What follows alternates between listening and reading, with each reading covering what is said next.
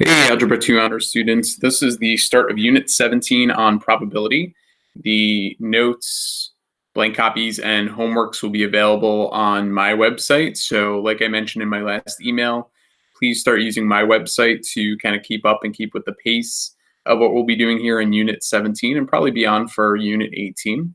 But the last two units of our course, which are probability and statistics, I would say are probably the most direct connections to some of the things that we would see in the real world. Okay, so we're going to talk about probability first in this next unit, Unit 17, and then Unit 18, we'll see a lot of statistics. And if you have signed up next year for AP Stats, or if you take AP Stats in the future, these two units in particular definitely play a really big role in the study of AP statistics. So one thing that you'll notice is the very first document when you look at the blank notes and worksheets on my website is it says, for your convenience, here's a deck of cards. And I have a black and white version, but I made a little note down here that says, by the way, these are the red cards. Some of you might be laughing at this and saying, well, duh, Mr. All, I know what the red cards are. And some of you might be saying, oh, I don't really know much about playing cards. And I found that over the years, more and more students have less and less experience with a deck of playing cards. So my job for you, and my goals, in addition to your homework each night, is pick a night or pick a few nights this week that you and your family sit down and play a game, whatever game you want it to be. I don't care if it's war, go fish, something more complicated like a euchre maybe, or some poker for fun. Take out some playing cards, and if you have them at home, play with your family or play on an app maybe. And for some fake bonus points, because let's face it, all the points are fake at this point.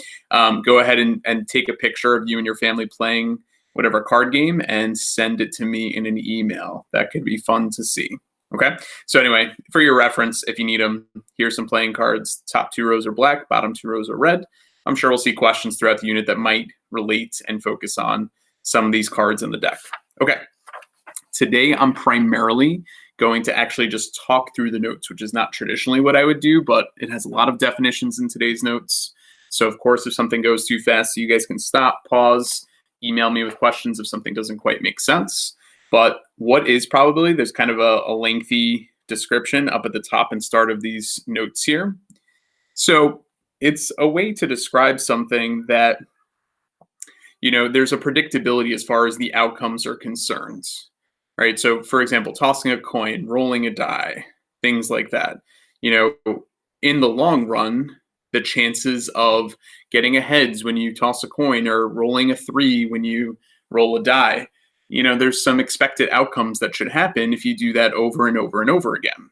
So that's how the concept of probability was sort of come about. And we're going to talk about two different types of probability at some point in this lesson, and we'll define it.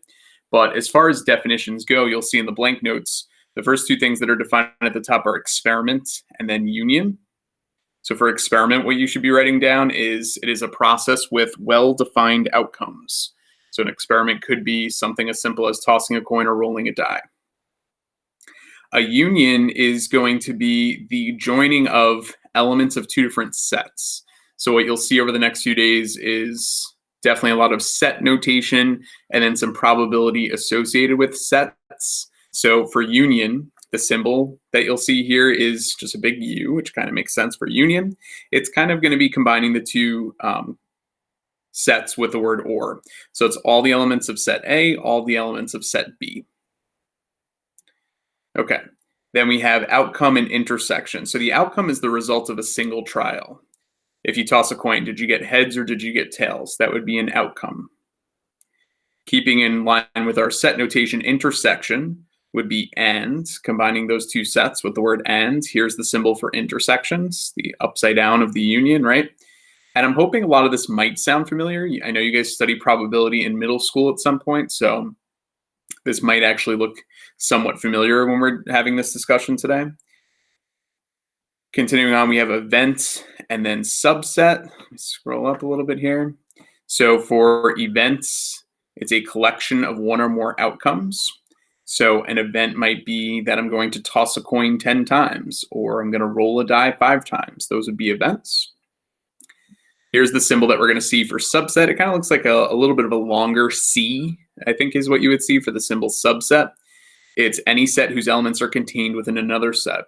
A quick example would be that the set of integers are a subset of the set of real numbers, because every integer is contained within the larger group of real numbers. And then finally at the bottom here, we have the terms sample space.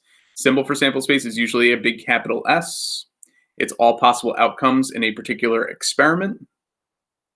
And then the symbol for the complement of a set would be one of two things. I would say more typically you'll see it as the set with a little c, almost in an exponent form. You might see it written with that set with a bar over the top, or just say, hey, not that set.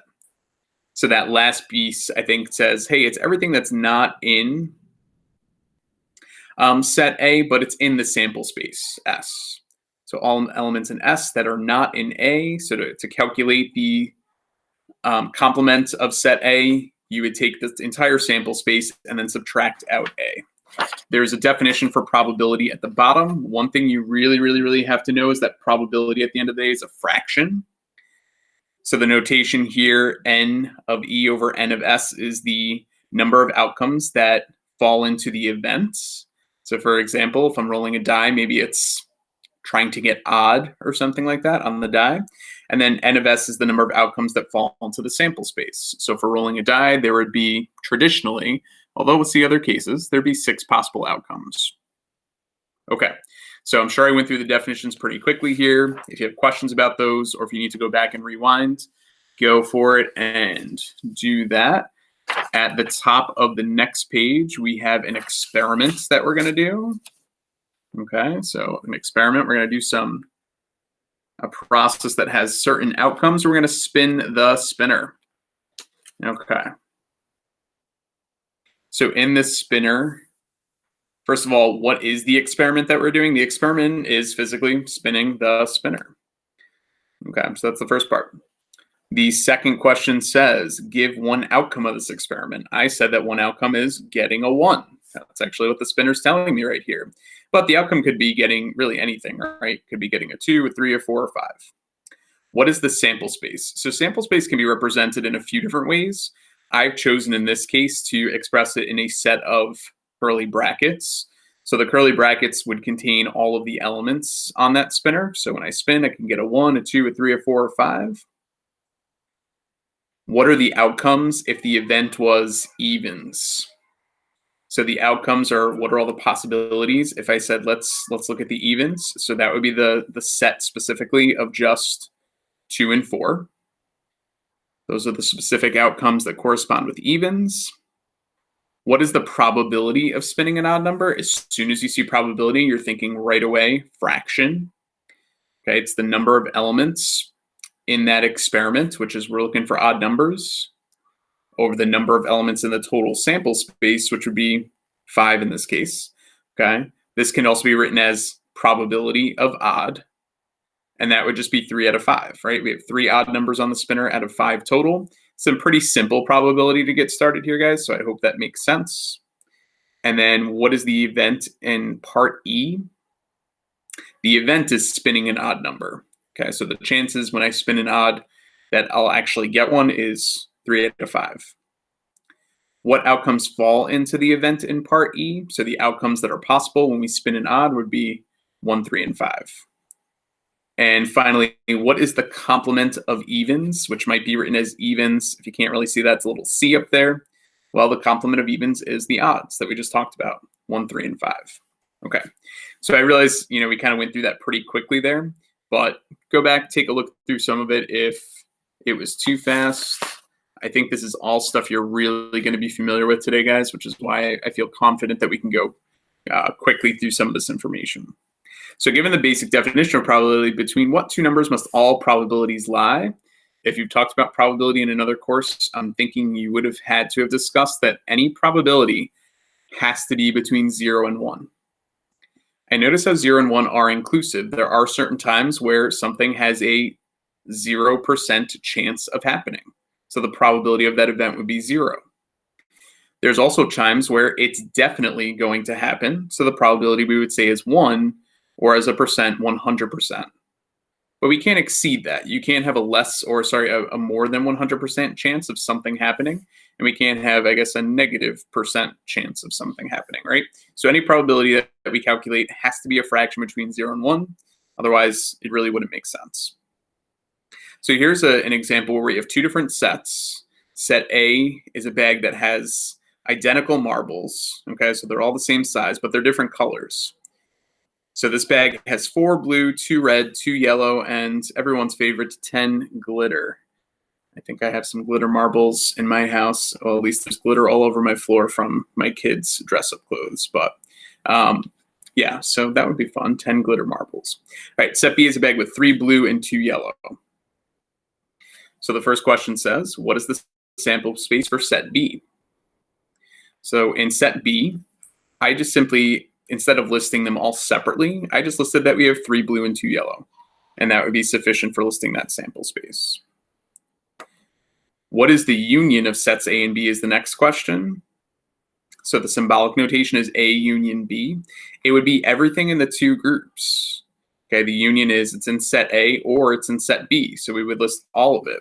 So that would include now a total of 7 blue, because we have 4 blue in set A and 3 blue in set B. We have 2 red, 4 yellow total now, and still just 10 glitter. Okay. What's in the intersection of sets A and B? So that notation, I read that as A and B. Now we're looking for the overlap. So if you want to take a second there and see if you can list the overlap in this case would actually be what set B is, isn't it? They both definitely have 3 blue in common. They also still have 2 yellow in common. So that's not always true about intersections, but in this case, what we know is that B is a subset of A, because all of the elements of B are contained within set A. Sorry, guys, I'm just trying to adjust this here. We need to move this out of the way. Okay, so what we know is that B is a subset of A because all the elements of B are contained in A. We might write that symbolically like this. Write down a subset of B, and what could it consist of? You have a lot of options here. So subset of B, I've listed it as 2 blue and 1 yellow, but really there could be a lot of different possibilities there. And finally, what's the probability of getting a red marble in set A specifically? Take a second, look back at the set A info. If you think you've got it, hit pause, and then check to see that the answer there would be 2 out of 18 marbles are red there. 2 out of 18, you'll see very commonly in this unit that if the fraction can be reduced, we'll express it as 1/9. There'll also be times where we express that in a decimal form because, sometimes thinking about something in a decimal and therefore a percent format is easier for us to interpret the likelihood of something happening, which is exactly what probability is. How likely is it for us to get a red marble from this set A? Well, 1/9 is, what would that be, 0.1 repeating, so about 11% chance that we're going to reach in, randomly pick a red marble. Okay, moving on from here, we're going to talk about 2 really important concepts. The concepts of theoretical probability and then empirical probability. So theoretical probability, I think the term there will make a lot of sense to you because it's sort of what the name implies. Theoretical, maybe you're thinking about theory there. So a theoretical probability is, in theory, what should the probability be? So when I toss a coin, the probability of getting heads is 1/2. The way we determine theoretical probabilities, you take the number of outcomes in the event, and then you take and divide that by the number of outcomes in your sample space S. So if I'm tossing a coin and I want to get heads, then we would say that the number of outcomes is, well, there's 1 head on the die or I keep saying, mixing up dice and coins here, guys, sorry. There's 1 head on the coin out of 2 possible options. And if I toss the coin, oh man, I didn't get that, I got tails. Let's see, can I toss it again? Nope, still tails, hold on. Oh, there it is, got heads. Okay. What's empirical probability then? Empirical probability is based on observations or data. So let's say you toss a coin 10 times. Are you guaranteed to get that heads will come up half of the time, 5 out of 10? No, of course not. And actually, the start of the notes today, that kind of large paragraph, says that a prisoner in World War II tried this while he was imprisoned, and he really thought he was going to get, I think he did it 10,000 times. He really thought he would get 5,000 of each case, and in the end, I think he got 5,037 of one, and whatever the remainder is of the other there. So it's not perfect science there, but in the long run, yeah, it's going to be about a 50-50 split there. So if you toss a coin, let's say 100 times, and you get 57 tails, the probability of tails would then be 57 out of 100. I think the coolest thing to show you that represents empirical probability. Now, some of your calculators may not have this, but it's a pretty cool app in the app feature. So if you go to apps, which is right next to math, let's see if I can turn this on. Maybe that will make it clear. Not sure. So if you go to apps, what you'll see, it says option 9 is a probability simulation. So choose option 9 and look at all the things we could do. We could toss a coin, we can roll dice, pick marbles, all the common things, spin a spinner. These are all the things that we do typically in probability scenarios. So if I choose option 1 just to show you toss a coin, it not only keeps track, guys, but it shows you the toss of the coin. Watch. All right, I'm going to hit the button window because that's what it says toss there. There's the coin. It just got tossed. It got tails. And then if you wanted to repeat that another 10 times or another 50 times or just one more time, actually, it's pretty cool. If you hit plus 50, it will show you if flipping the coin another 50 times. So in 52 trials, it didn't quite get that 50-50 split, but the more and more you do this, if I do another 50, it starts to become pretty close to, hopefully, in the long run, being that 50-50 split. So that's even better, after 157 or 152 tosses. If you escape here, let's see, escape, yes. I can then roll a dice. Rolling dice is just as fun if I roll. Kind of shows it tossing on the screen. I can do that 50 times, play around with what those are. Actually, everything except 5 looks pretty dead even up here. So, what we would expect in the long run is that the chance of getting any of those numbers on a die would be 1 out of 6. So right now, though, what we're looking at, if I said, what's the probability of 5? That would be an empirical probability based on the number of tosses. But the theoretical probability of getting a 5 is 1/6. We deal a lot more, I think, with theoretical than we do empirical, but we'll see examples with both. Okay, so example 4, a fair coin is tossed 3 times. The sample space consists of ordered pairs, such as HHT. So that would represent a head on the first toss, a head on the second toss, and then finally tails on the third toss. Draw a tree diagram to show all the different outcomes in the sample space. If you think you remember how to make a tree diagram, go for it. Hit pause, give it a shot. If you're like, sounds familiar, not really sure, go ahead and take a look at what I have here. So you're going to start by having a coin. You're going to toss it. You can get one of 2 things, heads or tails. After you get heads, that's going to branch off to heads or tails. If I got tails, same thing could happen, heads or tails. And then that's going to happen one more time. So here's what the sample space would look like in a tree diagram format. So like I said, there's different ways to list sample spaces. Tree diagram's kind of a nice visual. Sample spaces could be listed in kind of that bracket notation that we saw earlier. So once I have that, list all the possible outcomes as ordered triples and how many of them are there. So it's an ordered triple is kind of what was given up in the problem here. HHT would be one of the ordered triples. So here's what the sample space would look like. So I just kind of follow down the branches. HHH is a possibility. HHT is another case. And then move over here, HTH, and then HTT. So you can follow that same progression on the tails side of the chart. And in total, there should be 8 possible outcomes. So if I know how many outcomes are in the total sample space, we can then actually think about some probabilities. Keeping in mind all these denominators should be out of 8.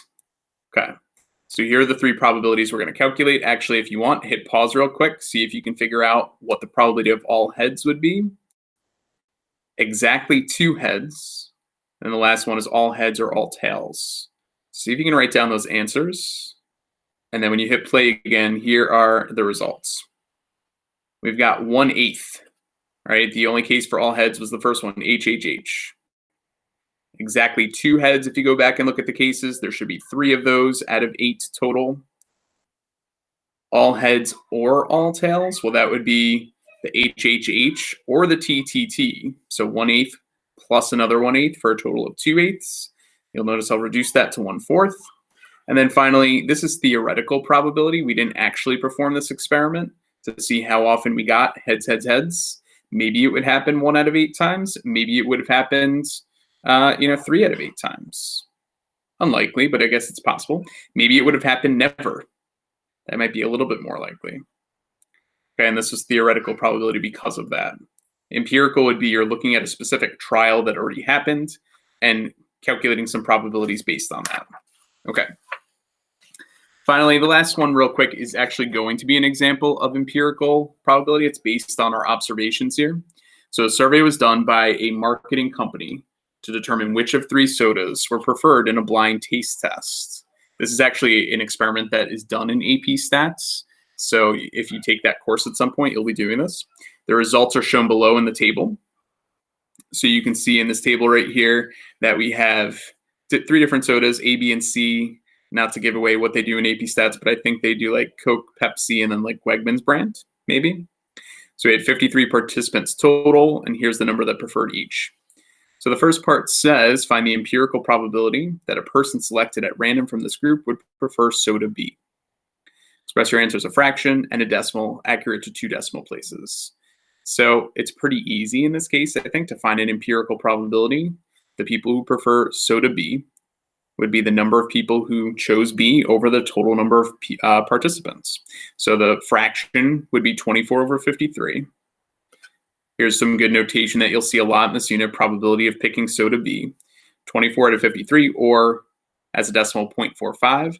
And I think the decimal helps to make some more context of it because that's 45% of the participants. You'd more likely see that, I think, in a, presented as information as opposed to 24 out of 53. It's a little bit easier to interpret what 45% of the people would be. Okay. And finally, the last part, find the empirical probability that a person selected at random from this group would not prefer soda A. And we're going to do fractions and decimals for this one too. So how do I do not soda A? Well, there's actually 2 different ways you can do that. You can find the probability of not A, which would actually be the same thing as the probability of B union C. Okay, the probability of picking B or C is going to be the same probability of not picking A. The work looks a little bit different. Okay.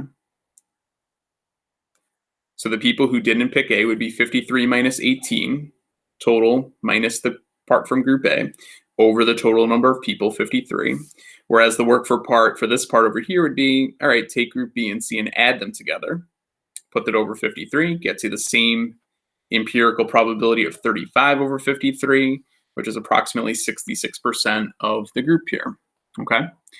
So I realize this went really fast, guys. I promise that in tomorrow's video, there'll be a little bit more of me modeling things for you so that this way you can kind of work out some examples alongside me. But I hope that you paused at the appropriate times, tried out a few things today. And what I'm going to try to do, I'm not going to make a promise that I'll always be able to do it, is at the start of tomorrow's lesson, I will put the answers to homework 1 up so we can kind of review those real quick. And then after you're done reviewing those answers, we'll get right into the lesson. So, all right, good opener here to probability. If you have any questions, let me know. Otherwise, we'll catch you tomorrow with probability day 2.